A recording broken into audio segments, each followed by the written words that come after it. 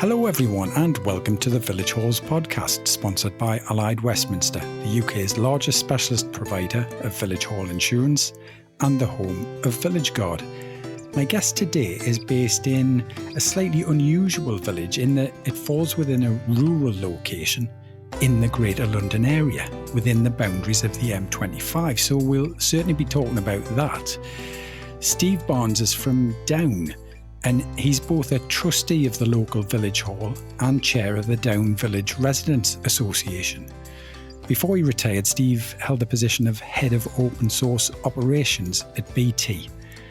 We'll be talking mainly about some of the incredible things that went on in Downe during the lockdown and how the community there really pulled together.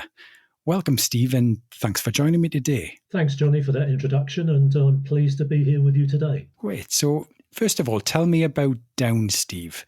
As I said, it's technically a rural village that's in a place that doesn't really sound very rural at all. Well, Downe is actually in the London Borough of Bromley, within the M25. And so people find it rather difficult to conceive of a village within the M25. But Downe is a true village. Yeah. Right on the edge of the London Borough of Bromley. Comprises of about 330 homes, about 1,300 people live here. Mm-hmm.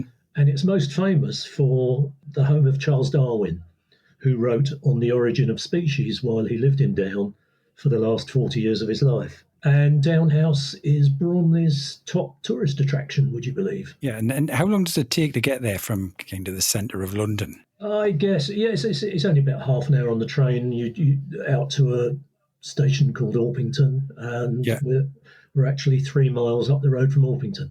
And does it have that kind of quiet, pleasant vibe that you get in a village? It absolutely has a village vibe. As many people say about villages, everybody knows everybody else's business. I moved from an urban environment to a rural environment, and I find it completely different. Everybody says hello to you in the street. Yeah, which is unusual as well, being so close to London, because London's, of course, famous for its for the opposite of that is probably the most polite way of putting it. Indeed. Yeah. Now I mentioned that the community there really pulled together during the lockdown, Steve. So tell me first of all about the initial impact it all had on the community, and how also very quickly a kind of coordination team was created there to help the elderly and the vulnerable, for example. Yes, like anywhere else, the pandemic had a dramatic effect, closing everything down, the shops, the pubs. People were obviously working from home and all that sort of thing. I guess for us, the first priority was that the effects of the pandemic, what those effects were for the elderly or more vulnerable members of the village. Yeah. Because it's a village environment, we tend to know quite a lot about, or you can always find somebody who knows quite a lot about almost everywhere within the village. So we got together a group of volunteers and identified representatives for every single road in Downe. And each of those representatives would make sure that the elderly or vulnerable in their road would actually be looked after. So they would knock on the door, check that they're okay, go shopping for them, make sure that their medications are okay. If not, go and obtain their medications for them. And we used a combination of local knowledge, people knowing people. We even used the local postman to tell us, where he thought the vulnerable people were, because our postman is a very well-known sight in the village. Fantastic. Yeah, so it's that kind of good neighbourliness that happens spontaneously, but what you did there was you made sure that was happening, and you had all of the intelligence and everything behind that to make sure that nobody was left out. Yeah, my part was really just to try and bring a few folks together who could carry out that job, and obviously look after a road myself. Yeah. And it didn't stop there, did it? I also understand several locals got involved in making some much needed PPE or personal protective equipment, of course, as it's called. Yeah, you always find people who have skills to contribute. And yes, some of the local ladies started making face masks and various gowns, that could be used by the health services.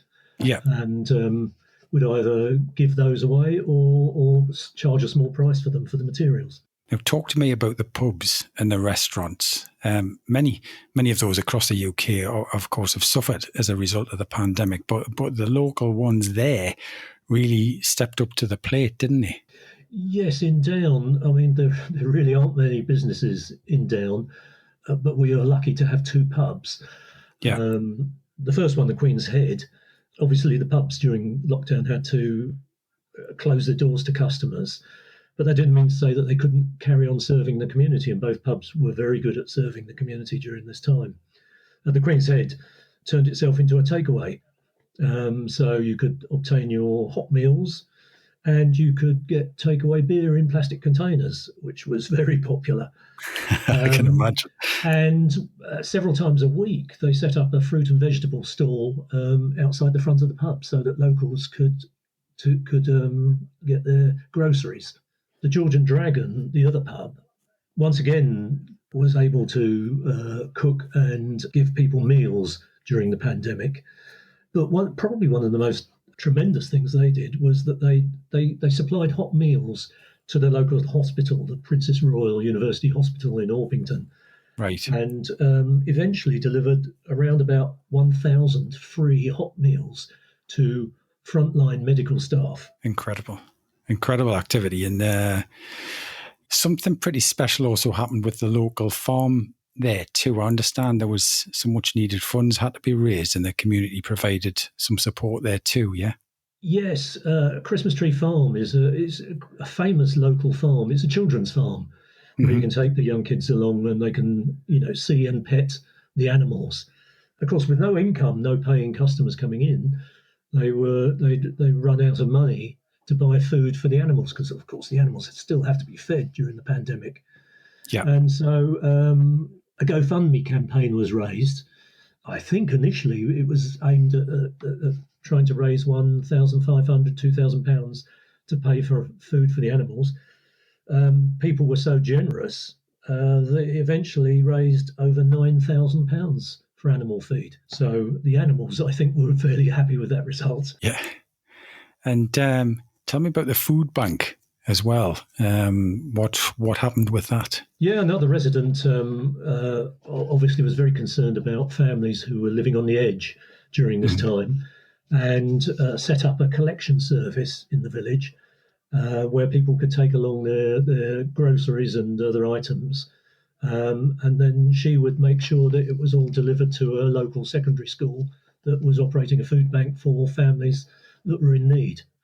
Another example of the tremendous thinking by residents here about their fellow residents and the families of those residents. No, it's incredible, Stephen. It's fantastic to hear so many different stories and so many that just kind of confirm how good old community spirit is clearly far from dead and gone. Yeah, the community spirit here is alive and kicking, and just because you're in the modern age of Facebook doesn't mean to say that community spirit doesn't work. You can get these modern technologies to help you generate a fantastic community spirit. I don't say that Downe is unique in the UK.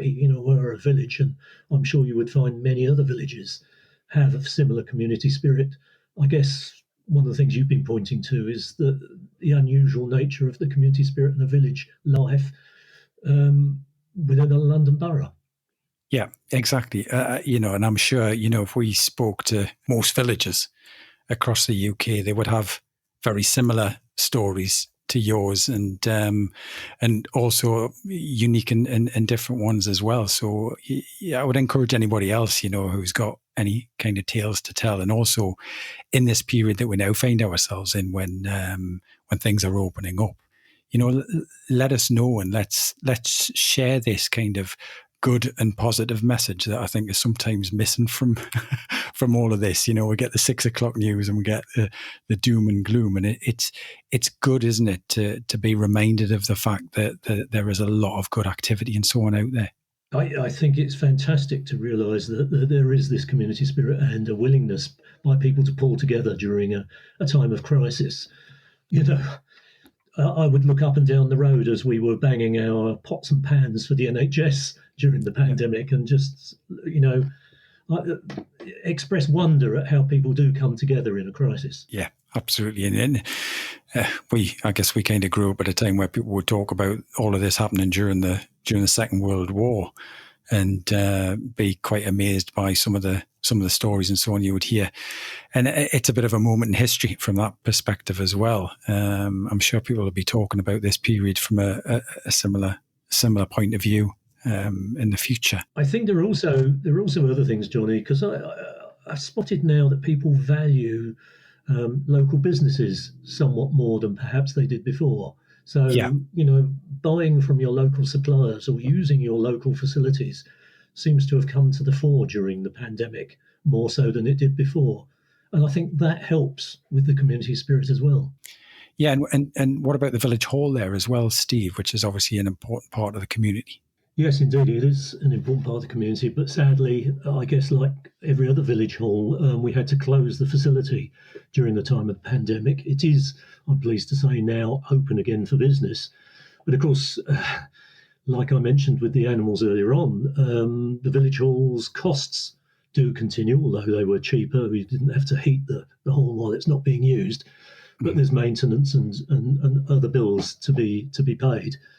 So luckily we were able to get a grant that saw us through the pandemic so that we could keep the hall viable, because as a trustee, that's one of our responsibilities, is to look after the hall for the benefit of the village.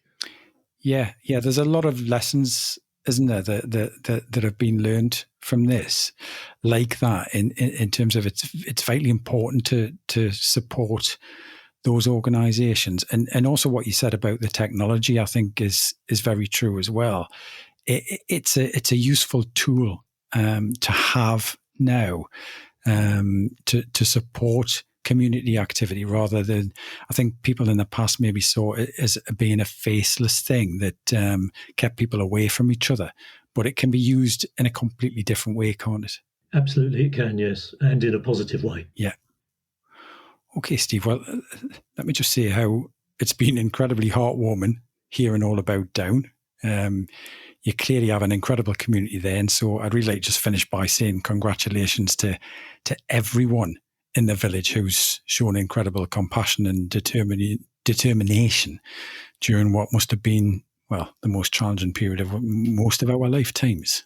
Yes, thank you, Johnny, and it's great to be able to explain to you what we did, and as you said, I hope many other villages, and I certainly believe that many other villages up and down the UK will have done exactly the same, and this is really heartwarming. Yeah, I'm sure they will. And thanks again, Steve, for coming on the show and for being my guest today. And that's all, folks, for this episode. Don't forget about our wonderful Villagers photo competition, where you could win £1,000 for your village hall and £500 for yourself. You can find out more about the competition on a special page on our website. And thanks, of course, to our headline sponsor and specialist insurance provider, Allied Westminster, for making our podcast possible, and whose services you can discover more about at villageguard.com. And to online booking system provider Hallmaster, who also sponsor our podcast and can be found at hallmaster.co.uk. You've been listening to the Village Halls podcast, a unique listening community for Britain's village, church and community halls, and anyone interested in the vital community services they provide. We'll be back again in 2 weeks' time with another episode. So if you haven't already, please visit thevillagehallspodcast.com to subscribe, sign up for updates, link through to our social media pages, and to find out more. Until the next time, goodbye for now.